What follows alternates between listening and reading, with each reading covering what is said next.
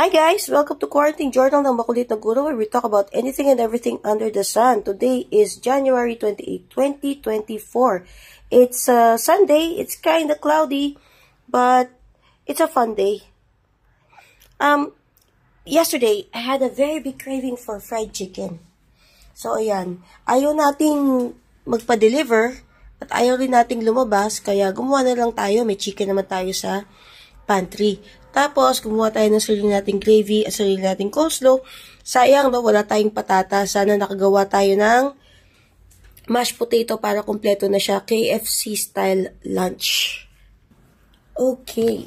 So, it's January. It's January. I think this is the first video that I'm doing for Quarantine Journal. Okay. Oh. This is one of my favorite soft drinks or sodas. Pero hindi ko siya mainom sa labas ng bahay kasi ang kasunod ng pag-inom ng medyo may magkakaproblema tayo sa tiyan. So anyways, as I was saying, yesterday I had a very big craving for fried chicken. Pero tinatamad akong lumabas. Kasi yun ang ugali ko eh. Tamad talaga akong lumabas. Tapos naisip ko, pwede naman magpa-deliver. Pero gumana yung pagiging kuripot ko. Sabi ko, mahal-mahal ng delivery fee. So, wag na lang. Sabi ko, sige, bukas na lang. Gawa ka ng fried chicken bukas para masatisfy yung craving mo.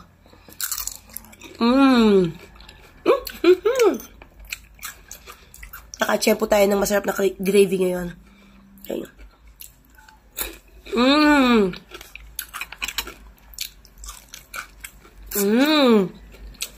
Galing! Itong chicken na to, ang seasoning niya ay, yung mismong chicken binabad natin siya sa patis, kalamansi, pepper, ground pepper. Hindi tayo naglagay ng bawang. Okay? So, yung breading niya naman, flour, paprika, ground pepper, ground cumin, chili powder, and salt. Yun. So, ito yung ganda ng pagkaluto, oh. Ang luto ko dito ay 7 minutes deep fried. Tapos, hinango ko siya. Tapos, finry ko uli siya for another 6 minutes.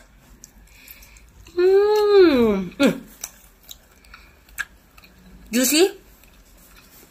Walang dugo. Malinis. Up. Oh.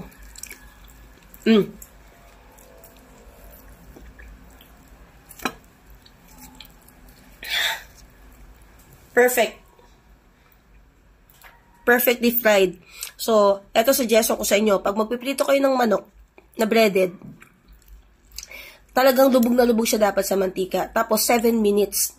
As in, 7 minutes. Tapos, hanguin nyo. Let it rest for around 5 minutes. And then, you fry it again for 6 minutes. Galing, oh. Fall off the bone. Tapos, yung gravy natin, ginawa natin siya doon sa pinagprituhan. So, tatanggalin nyo syempre yung mantika, no? Tapos, doon, tatanggalin nyo rin yung mga breading na naipon doon kasi sunog yun. Tapos, doon kayo magme-melt ng butter. Pagka-melt nyo ng butter, lalagay nyo yung pinag-breadingan ng, itong mismong breading na to. Tapos, isasangag nyo siya. After that, lalagay nyo na siya ng water. Kung gusto nyo medyo may konting kulay, lagay nyo ng toyo para medyo maging dark yun.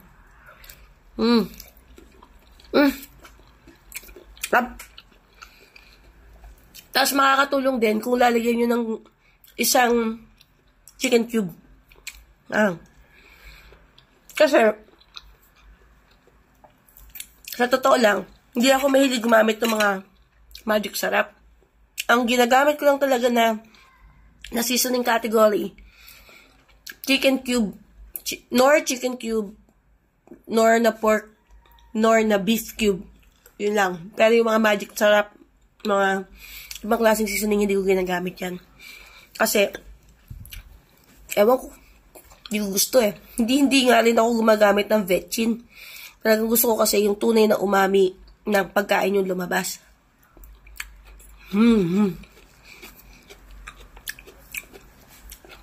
Lasang KFC din naman. So, paano naman gumawa ng parang KFC na coleslaw? So, syempre, I was about to say gugupitin. You chop your cabbages ng small. Tapos, lalagyan nyo siya ng suka and sugar. Bago nyo siya lalagyan ng mayonnaise, salt, and pepper. And then mix it. It's the vinegar that gives it the acidity. So, masarap kapag coleslaw style. Ay, KFC style. Sayang, no? Kasi wala tayong patatas. Dapat ang kapartner talaga nito ay mashed potato. Wala tayong patatas. So, kanin na lang.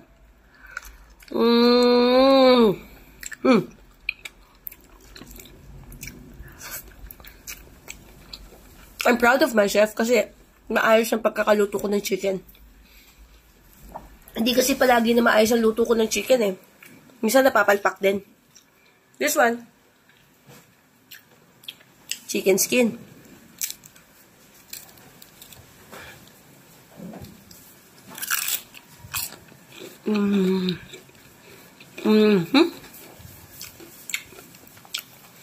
Ganon din. Binabad ko siya doon sa marinated chicken. And I also use the same breading for it.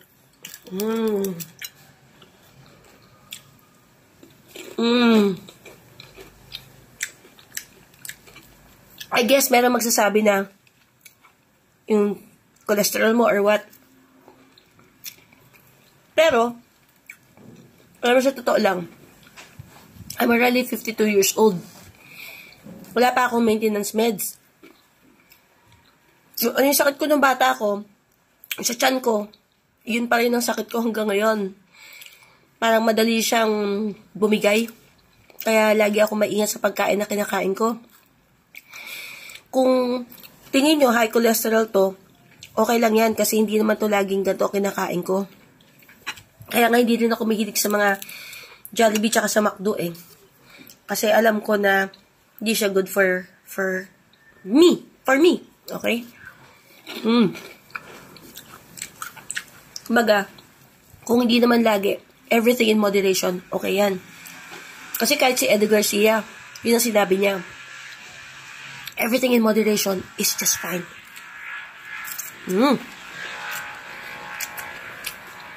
Sasabihin na naman ng mga kakilala ko, hindi ko talaga marunong magkamay. Basta yung kanin na pupunta sa bibig ko, walang problema. Okay?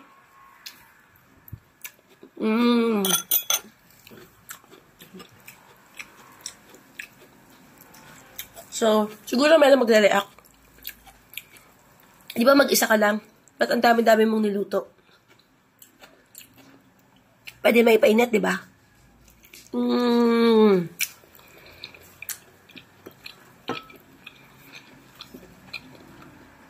I'm so happy with my gravy. Matino talaga siya.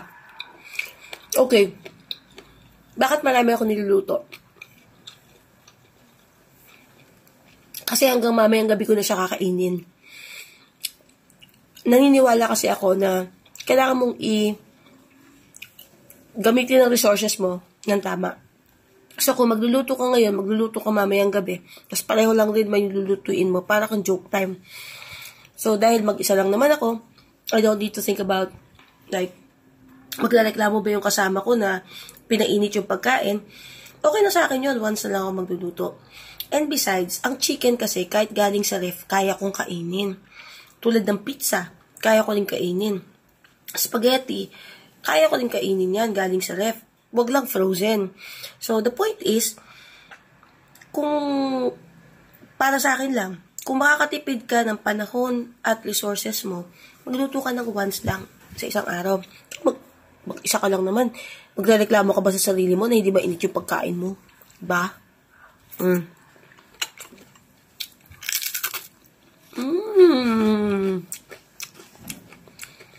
Galing.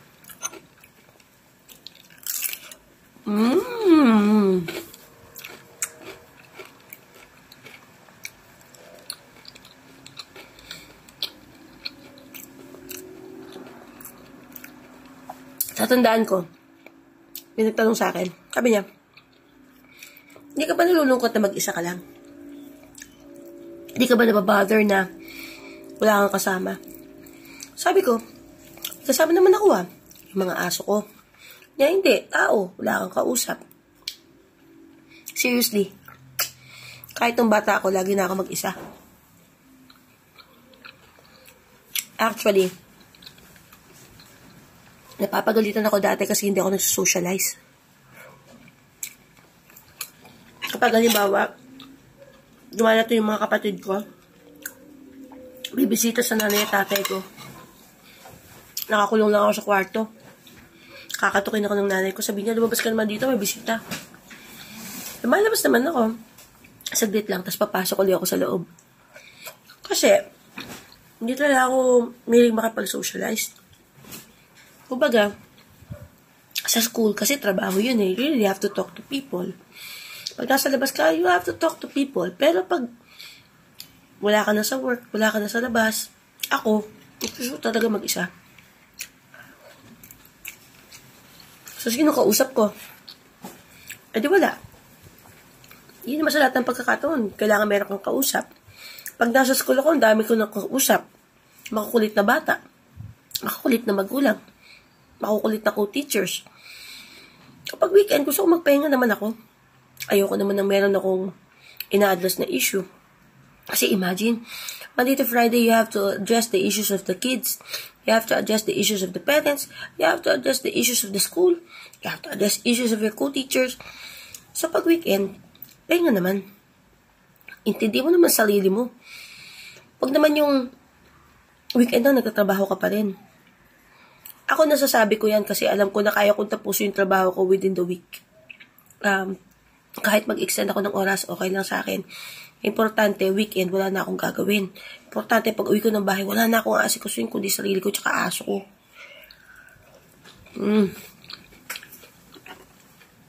Ganun.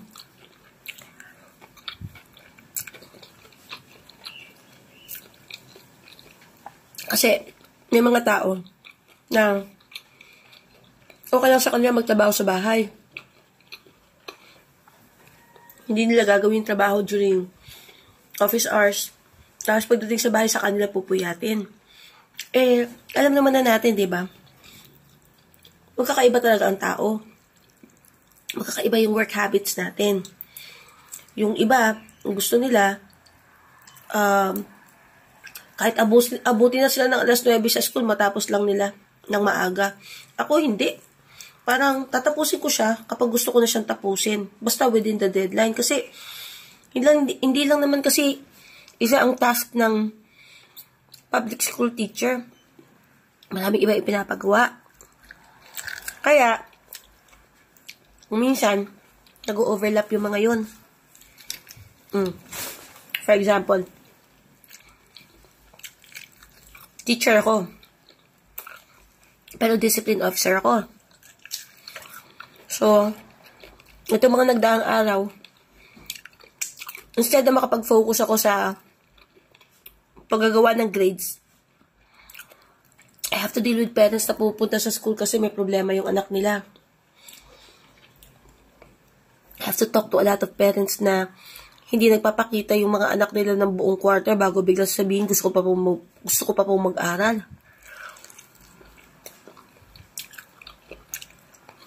Bakit ako kasali doon? Kasi kasama yun sa discipline. Babasahan mo sila ng handbook. Na as per the handbook, ganito karaming absences lang, ganyan. So, mahirap din.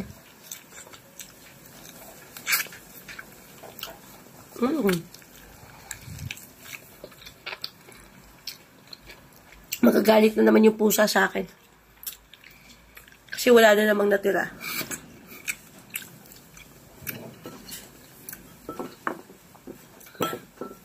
Share ko lang, no?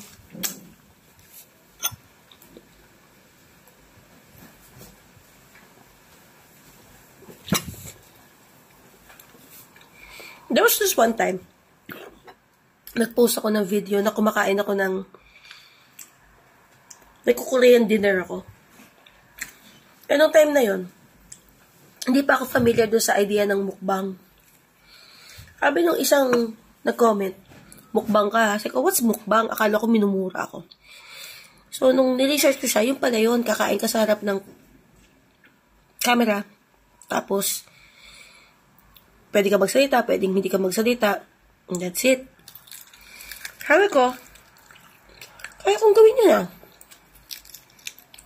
Kasi I like cooking. And I like eating.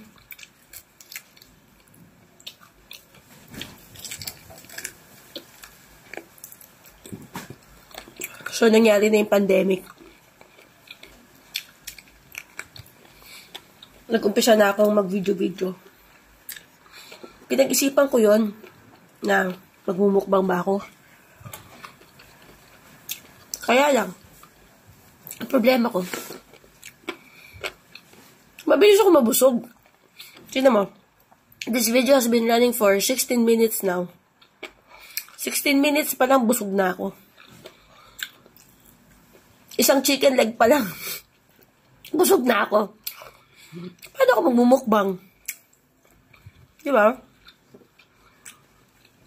Kaya, ang mga nagmumukbang, grabe kahanga-hanga din sila. Kung kaya nilang ganun karami. Minsan nga, nagwa-wonder ako eh. Ano kaya ginagawa nila? Hindi kaya sila kumakain ng ilang araw bago sila magmukbang. Kasi, yung tissue. Wait lang.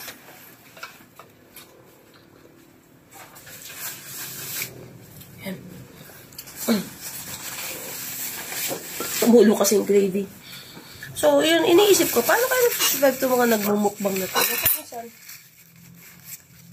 30 minutes kumakain, 45 minutes kumakain, hindi nabubusog. Tapos pag tingnan mo, walang cuts. Walang cuts. So, talagang, ano sila?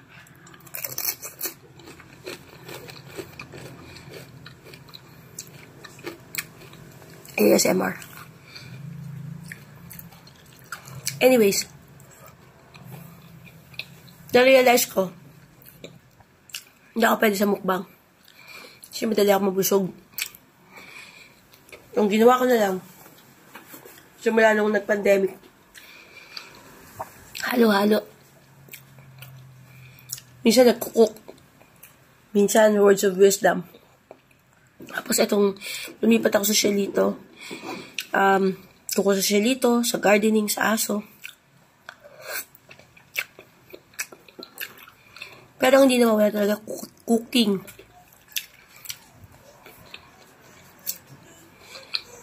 Today, sinubukan ko lang kung hanggang saan ang kaya kong kainin.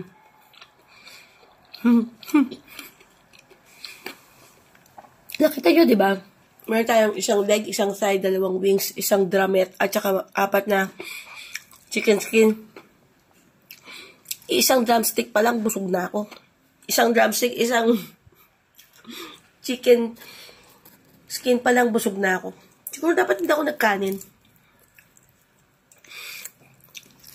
Pero,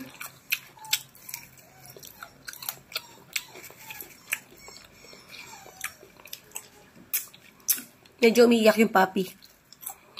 Nakaamoy niya siguro yung chicken. Mayroon akong napanood. Paano daw kainin ang chicken wings? Twist.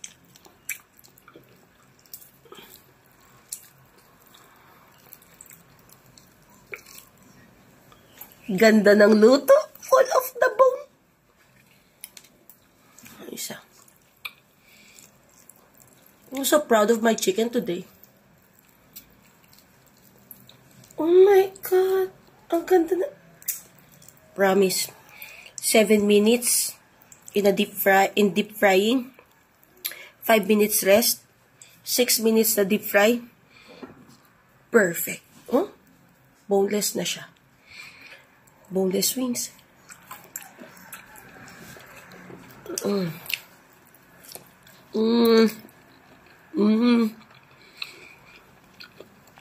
Dapat pala hindi ako nagkanin.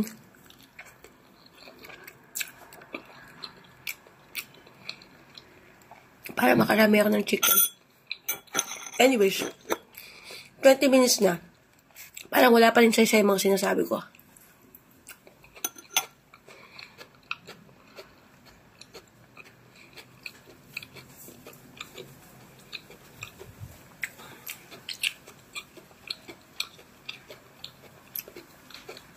Gusto ko na i-share sa inyo na kahit na ano, ang tingin sa inyo ng tao, like, tulad sa akin, ang tingin nila sa akin, unang-una, mayabang. Pangalawa, nagmamarunong. Pangatlo, masamang ugali. Ano pa ba? Yun. Basta, marami silang sinasabi na masamang bagay tungkol sa akin. Pero, pinagtataka ko, sa kabila ng maraming masasamang bagay na sinasabi sa akin, bigla meron na lang magsasabi sa akin na hindi mabuti kang tao. Buti kang tao. Hindi lang nila nakikita. So, ganun siguro talaga, no? Hindi natin kontrolado kung paano tayo tingnan ng ibang tao. Pero kontrolado natin yung sarili natin. At dahil kontrolado natin yung ating sarili, tayo rin ang makakapagpakita sa ibang tao kung sino talaga tayo. Ako kasi, I am guilty of being a maldita. Maldita talaga ako eh. Kasi, pag alam kong mali ka, I will tell it to your face. Hindi ako katulad ng iba na kunyari mabait, kunyari malumanay, kunyari I'm a church goer, I'm a church worker, malumanay ako magsalita, pero yung takbo ng utak marumi. Takbo ng utak ay nag-iisip ng masama sa kapwa-tao. Hindi ako ganun. Hindi ko kailangan tumakbo sa isip ko yung masasamang thoughts kasi sasabihin ko kaagad sa'yo na mali yung ginagawa mo. I don't like you. I don't want you in my life. And if the people say, I don't care what you say, oh, di ba? Wala. Hindi na natin kailangan mag-usap. Kahit magkasalubong tayo, hindi kita kakausapin. Hindi ka nag-i-exist para sa akin. Once na ipinakita mo sa akin na ipokrita ka, once na pinakita mo sa akin na nag-iisip ka ng masama sa akin, kahit wala akong ginagawang masama sa'yo, you are non-existent in my world. And, habi ko nga kay God, wag na wag mo ipapakita sa akin na naghihirap tong mga taong to kasi hindi ko sila tutulungan. Kahit nakahandusay na yan, duguan na yan, hindi ko sila tutulungan. Dahil masama ang ugali nila. Masama silang tao. Pero syempre, ako lang yun. Ako lang yun. Baka mamaya, dumating yung point na nakita ko nga sila na nakahandusay na duguan. Gumana yung compassion ko na parang, ay, kawawa naman to, tao pa rin to, kahit masamang ugali nito, kahit ipokrita to, kahit na mapagkunwari siya Kristiyano. Malamang tulungan ko pa rin. Kasi, malakas yung compassion ko kahit sa mga taong masasamang ugali. Hindi yan pagmamayabang, ha. Totoo yan. Kasi maraming beses ko nang napatunayan. Kahit gaano kasama yung ugali ng tao. Kapag nakita ko na kailangan ng tulong, tinutulungan ko pa rin. Yun na nga naging experience ko eh. Nabubwisit na ako kasi talagang naiipokritahan na ako. Pero pag humingi ng tulong, tinutulungan ko pa rin. Alam nyo ba ang ending? Siya pa talaga ang may ganang magsabi ng akala mo siya kung sino. O edi non-existent na siya sa akin sa buhay ko ngayon. Kahit makasalubong ko siya, he don't exist anymore. So yun. Hindi ko alam, ganun ba ako talaga kasamang tao? O siguro kaya nasasabi masama ang tao ako. Pero sa totoo lang, hindi ako masamang tao. Nagsasabi lang ako ng totoo. Ngayon, yung mga taong nagagalit sa akin, yung mga taong hindi kayang humarap sa katotohanan. Sabi nga ni Jack Nicholson, you can't handle the truth.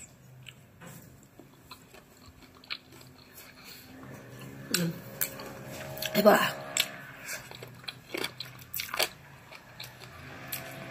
Ngayon pa lang, sinasabi ko na, hindi ko kayang ubusin lahat to. Pero kakain ako hanggang kaya ko. Siguro dapat tigilan ko na yung kanin. Kaya kasi, sarap din yung kanin. Parang lahat ngayon masarap, hindi ko alam kung bakit.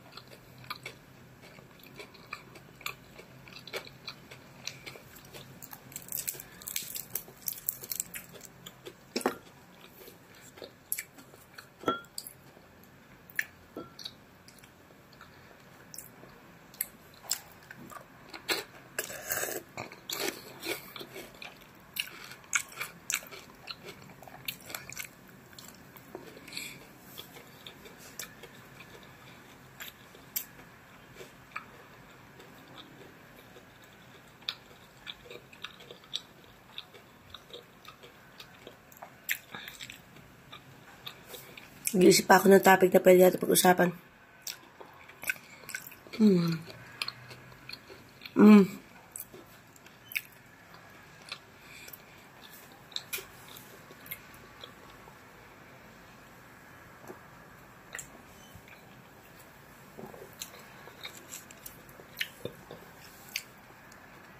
Diba nasa public school system ako?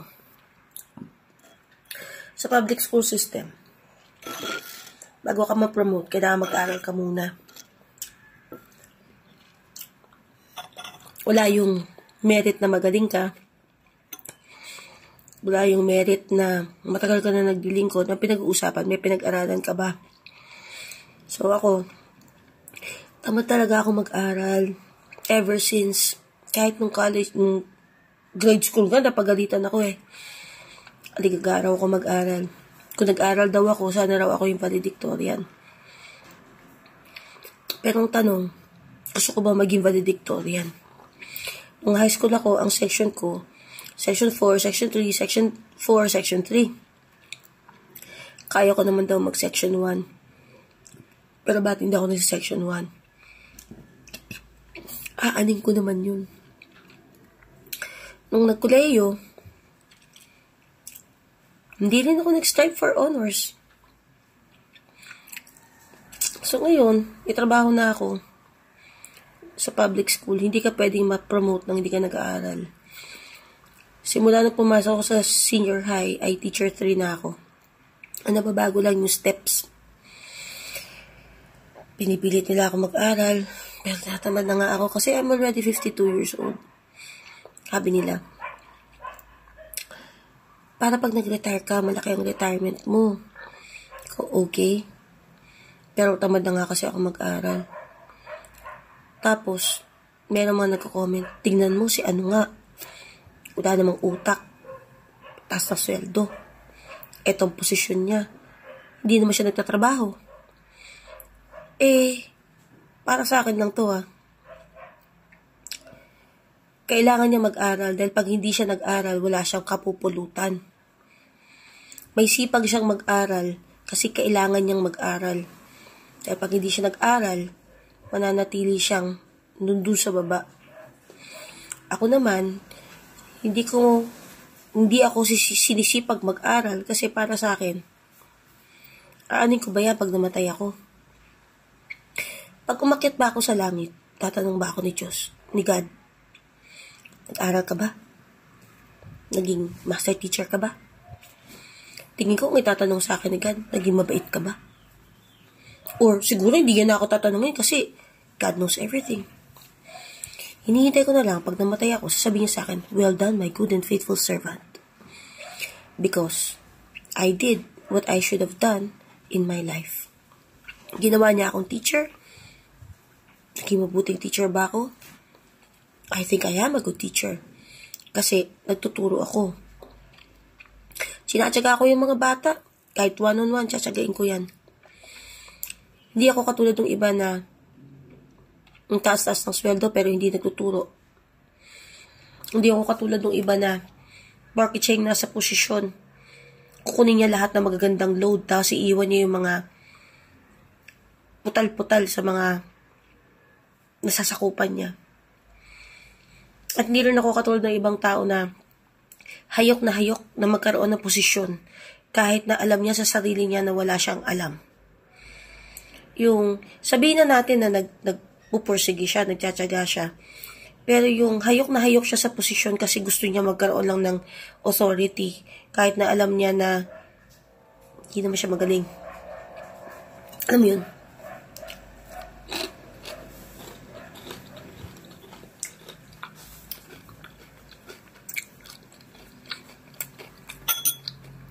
Basta ako, gusto ko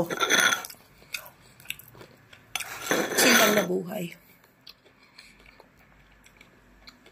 Kasi, kung anumang meron ako, kapapagkasya ko naman. Tulad yan. Hindi masyadong umuurong ang rate ko. Pero nagkaroon ako ng mga changes sa expenses ko dahil sa aso. Sa pagkain nila, 500 kada linggo. That is additional 2,000 pesos on my expense. Pag nag-umpisa pa uli yung kanilang series of bakuna, papatak yan ng 2,000 kada session para sa 3 aso. So, kahit na hindi malaking sweldo ko, nagagampanan ko pa yung mga dapat kong gampanan kasi I always live within my means. Halimbawa, sweldo ko, certain amount lang. Hindi ako naghahangad ng makakuha ng higit doon o magkaroon ng mga bagay na higit doon. Kung ano lang mayroon ka. Tulad ngayon, this is a very good example of living within your means. Nagkikraving ka ng chicken. Nagkikraving ako ng chicken. Meron akong option na magpa-deliver. Meron akong option na lumabas. Kahapon. Pero sabi ko sa sarili ko, mag-fry ka na lang ng chicken bukas. Kung ka nang lumabas, kung ka nang umorder, kaya mo namang gawin yan. At eto, hindi ko maubos ang fried chicken ko. Nakakadalawang piraso pa lang ako, tsaka 2 chicken skin. Busog na ako. So, meron na akong pagkain hanggang mamaya. Meron pa akong coleslaw. Meron pa akong gravy. Pag nagpa-order ka, bibili ka pa ng extra gravy. Mahal din yung extra gravy, 18 pesos din yun. Yun. I live within my means. Kasi, if you don't live within your means, abay, ikaw rin na mahihirapan. Sweldo mo, 20 pesos. Ang gastos mo, 25. So, saan mo kukunin yung 5? Uutangin mo. The following sweldo, 20 uli. Yung 5 pesos nun, binayad mo na sa utang, 15. Di kulang ka na ng 10. Ang kanyang bagay.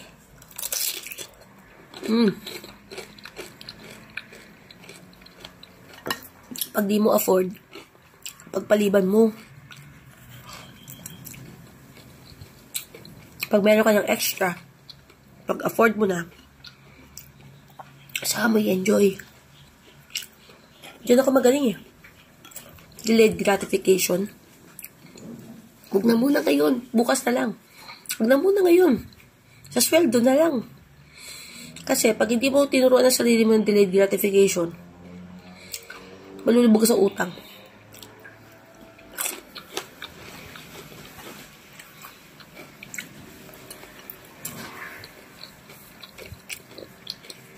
Malulubog ka sa utang kasi hahabulin mo nang hahabulin yung mga bagay na gusto mo.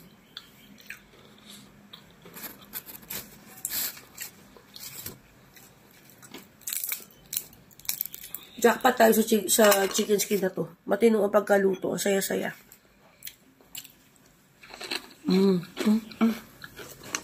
Yeah. Lapit ko na maubos yung kanin.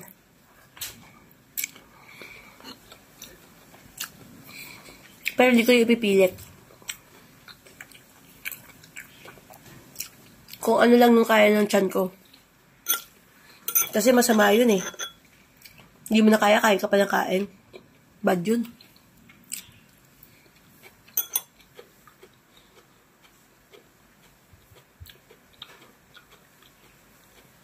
Sabi, 35 minutes na ako kumakain.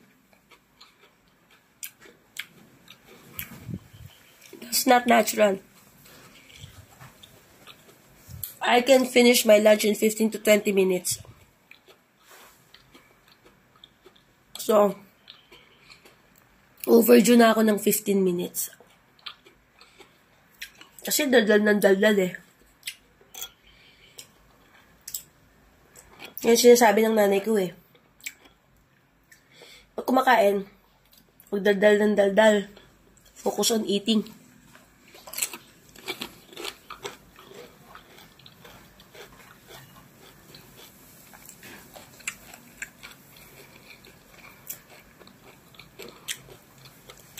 Parang hindi ko na kaya.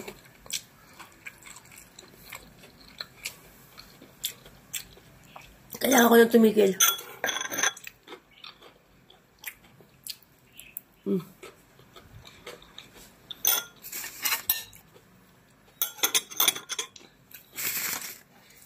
Konti lang naman yung natirang kanin. Tapos, konti lang din yung natirang chicken. Not bad.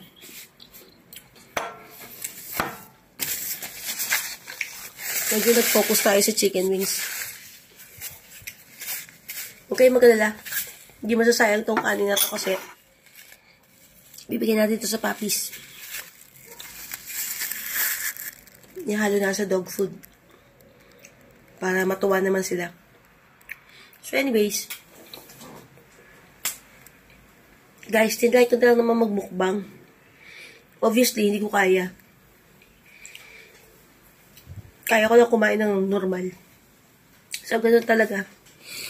May mga bagay na kailangan nating itry para malaman natin na kung hanggang saan lang yung kaya natin. Kasi, hindi natin malalaman kung hindi natin susubukan. Although, yung mga bagay na susubukan natin, dapat pinipili rin natin. Siguraduhin natin na yung mga activities na pinipili natin ay hindi makakasira sa pagkatao natin, hindi makakasira sa kalusugan natin. Kasi, kung minsan, we have this thing about carpe diem, seize the day. But then we miss out on protecting ourselves and protecting our loved ones. So, ang point lang naman ng video na to ay mag-try magbukbang na napatunayan kung hindi ko talaga kaya at magkwento sa inyo ng mga bagay tungkol sa akin na maaaring hindi nyo alam. At para saan nga bang information na yan? Lalang, siguro, balang araw, ma-realize nyo, magamit nyo yung information na yan when you're dealing with other people. Especially with introverts like me. Bye guys!